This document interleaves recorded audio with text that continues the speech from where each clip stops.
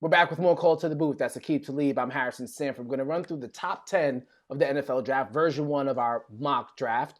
But before we do that, Aqib, what team that's not in this top 10 needs to make a trade? Because we're going to see trades to get into that top 10 so they can make sure they get that top tier talent. All right, so in my top 10, I don't have no trades, right? But I think the Patriots should slide to number 4 if they want to get a quarter. If they want to get in this draft, man, it's one of the best drafts to me, all positions. So if they want to get one of these quarterbacks of the future, I think the Patriots, call Atlanta, see what's up. So if you're the Patriots, you don't run the risk of waiting till your pick. No, I'm saying out of somebody who not in the top 10. Yeah. If one of them teams, if they should, if they don't, they got Cam. You know what I'm saying? They still got Cam. They got Cam for this year. But you know, if it was one team who I'm like, man, if they got one of these quarterbacks, they really set for the future, I think it's the Patriots, man. They should slide in this top 5 and get one of these guys. I've seen some chatter on Broncos boards about them potentially even moving up higher to get the quarterback Broncos that they might like. But Broncos, the Broncos in the top 10. Already, you know what I'm saying? Yeah, they're already they're already at 9, but who knows what they might be able to get there. All right, so with that being said, let's get to it. Number 1, I'm assuming is Trevor Lawrence. Easy call. Trevor Lawrence, man. Jags need a quarterback for sure. They need some wideouts. They need a tackle. But they need a couple more things. But first and foremost, they got to get Trevor Lawrence. And he's probably the best player in the draft. So definitely Trevor Lawrence, number 1. James Robinson, DJ Chark, Marvin Jones Jr. could be a nice little trio of playmakers for Trevor Lawrence. All right, number 2. Number 2, I think I think the Jets, they're going to go Zach Wilson just because, like I said, I think they like his it factor, man. They like how his energy spreads throughout the locker room, man. He a positive, excited about football, super athletic quarterback, man. And he'll make their team better. He'll be good for the media, man. He's just a good player to have on your team. And I think for that reason, the Jets going to go Zach Wilson, number 2. Crazy to think that the Jimmy G era might be over in San Francisco, as it feels like it was just popping off. Well, it was just 2 years ago. Who you got with them going number 3? Well, I don't think it's going to be over. But I do have them picking Mac Jones at 3. Now, I think they like Jimmy G, you know, but also they got to protect themselves because he get hurt. He played as many games as he missed, so Jimmy get hurt. It ain't no secret, right? So I think they want to kind of have a backup plan there. And if Jimmy G do play all 16, I think they'll love that. And they'll love to have Mac Jones learn from him and have him for their future. So I got the Niners going Mac Jones at number 3. They in love with that accuracy, man. So I got them going the Niners at number 3. Atlanta Falcons at number 4. The Falcons at number 4. Now, if nobody don't come with a great trade and jump in this number 4 spot, man, I don't think Atlanta could let Justin Fields go by. So, you know, he a Georgia guy. Matt Ryan is my age. He's 35 years old. He's not gonna play that much longer. So, with that young offense that they have, man, you got great receivers there. I don't know how long Julio gonna be there, but man, you got great receivers there. I don't think they can let Justin Fields go by. So I got Atlanta not getting what they want through a trade, having a pretty solid team right now, protect their future, man. You can't let a guy like Justin Fields go past. Number 4, Justin Fields to Atlanta. The first team that really doesn't need a quarterback in the future, they got Joe Burrow. Cincinnati Bengals at number 5.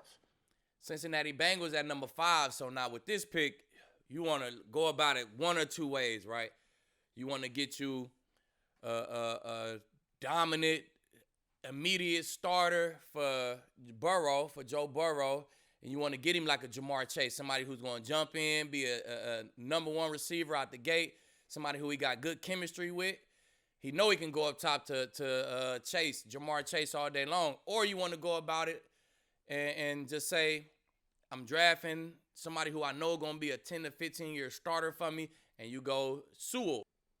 I think you go the best of both worlds, and you go Kyle Pitts. I think the Bengals go Kyle Pitts at number 5 because now you got an immediate starter, a dominant weapon for Joe Burrow, and you got somebody who's going to be a 10-year starter for you because how this game going, how the NFL is going right now, man, Kyle Pitts, he's the new Kelsey/Waller type of receiver/Kittles type of receiver/tight end guy, and he's going to be a starter for the next 10 years, man. He is the gem, probably him and Penei Sewell is probably the gems of the draft, not non-quarterbacks, but I go Kyle Pitts to the Bengals. They kind of check both boxes with that pick. You almost got me there. All right, good one. I thought you were gonna go in on Sewell, but with that being said, where do you put Sewell at 6 now for the Miami Dolphins?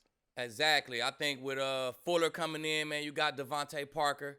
You even got their third receiver, number 18. I can't think of his name right now, but man, he's a dog too, man. So they got 3 good receivers out there, and you got a run game, man. You got a quarterback. Your defense is good. This is a good corner draft too. You got 2 good corners already, 6'2" corners or 6'1", 6'2" corners already. So I think you go with the starter, somebody who's going to be a starter for you, and you're going to crank your run game and your pass game up. Preston Williams, that's that number 3 receiver. But you got to go Penei Sewell at number 6, man, just to shore up that line. They already got a left tackle there, man, but, hey, somebody got to go play the right, man. If you have both of them dogs in there, both of them tackles in there, man, you can't go wrong with 2 dog tackles, man. So it'll make their offense that much better. Speaking of holes at certain positions, the Lions have Jared Goff now at quarterback, but, man, that wide receiver position, it's not ideal. Are you filling that hole with somebody with the number 7 pick? Definitely got to go Jamar Chase, man. Get somebody for JG to throw the rock to, man. You lost both of your receivers. You're pretty solid on the O-line, man. You got backs, you brought in Dunbar at the corner. You got Jeff at the other corner, man. You solid at your edge rushers. You got a pretty solid team on paper, man. So JG definitely gonna need somebody to throw the ball to. And I think you're gonna be surprised. If they get Jamar Chase, I think you're gonna be surprised at what JG get to do, at what JG does with that Lions offense. All right, so let's jump to the number 8 pick. Carolina Panthers just picked up Sam Darnold. What are they doing to help him? Man, I think they do what everybody said he didn't have, man. They want to give him a bunch of weapons so they can say this is the most weapons Sam Darnold ever had.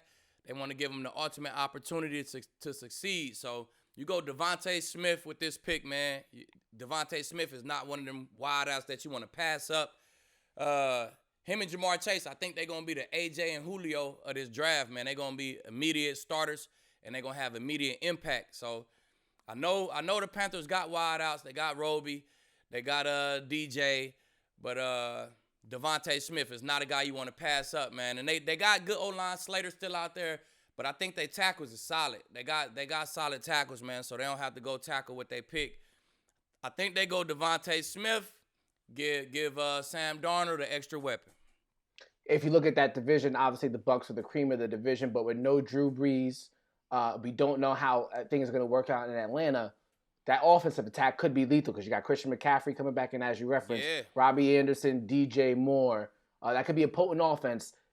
You're right. Darnold will finally have his weapons that he did not have for the New York Jets. All right, let's go to number 9. Your team, one of the teams you played for at least, the Denver Broncos. Who should they take? Now, Denver Broncos, this is an interesting pick. Now, I think Trey Lance will be on the board when the Broncos pick. But do they pick him? I don't know. It's tough, man. You kind of saying Trey Lance or Drew Lock. And in my opinion, man, I'm going to ride with Drew Lock. I ain't seen enough from Trey Lance. And in my offense, the style of offense that I'm trying to run, I feel like it fits Drew Lock mode. It fits his mode a little bit better. So with the number 9 pick, I think the Broncos, they go Micah Parsons. I think they go Micah Parsons. They get a playmaker in the middle. Now you got a Justin Simmons on the back end. You got Chubb, Vaughn up front. And come on now, they won the chip with the 2015 defense, man. So in the back of John Elway's mind, he want a cranked up defense, man. They brought some corners in. You could go corner with this pick, but I think watching the Super Bowl, you saw how the Bucs linebackers really controlled that game. He got to deal with the Chiefs. You know what I'm saying? Twice a year, you gotta go through the Chiefs to win, go to the Super Bowl or whatever, make the tournament or win a division or whatever. You gotta go through the Chiefs, and I think he's seen how athletic, physical, great tackling linebackers can really affect the Chiefs' defense, man. So I think you started Michael Parsons. Hey, he'll help you beat them Chiefs, and that's what the Broncos got to do. So you go so for pick number 9, you went defense. I feel to close out the top 10, you're going to go back to defense with the Dallas Cowboys. Yeah, I'm going to stay on the defensive side with the Cowboys. I'm going to go Pat Surtain Jr., and I think they're going to bring him in and kind of play that Sherman kind of role for Dan Quinn defense. You know, they finna run a whole new defense. They got corners, though, man. That's why I was kind of hesitant to make this pick because they got my dog Diggs and they got my dog Anthony Brown. But I think, man, Dan Quinn is not going to let them pass up Surtain and run his defense, man. And also, Anthony Brown could play a lot of nickel. He can go inside and he can play, so you still can have him on the field. He made a lot of plays inside when he played inside, too. So I can see Diggs on one side, Surtain on one side, AB in the middle. So, man, I like them 3 corners right there, man. And that'll immediately, if you had them 3 corners, the Cowboys' defense immediately got better, man. So the offense is set. The offense maybe use an interior blocker here, maybe. You know what I'm saying? But you got to get that defense right, man. You get Surtain, you ready to go. All right, it's a good start. Before we get out of here, give me your sleeper in the entire draft. Ooh, sleeper in the entire draft? Yeah. The guy who I think going almost be like he should have went top 5. I'm gonna say Kadarius Toney from Florida, the wide out from Florida. Harrison, we gonna get the wide outs. We gonna get the wide outs on our next show. But Kadarius Toney, he's probably the shiftiest player in the draft. If he was to fall and get to like Kansas City or somebody, oh man, it's gonna be problems, Harrison, man. He got a dead leg like no other. So Kadarius Toney, I think he's gonna end up being one of the top 5 players out this draft. Thank you for queuing that up. We'll be back on Wednesday with our preview for the DBs and wide receivers. This is Cole to the Booth. That was Aqib's Top 10 and his quarterback previews. We'll see you guys next time.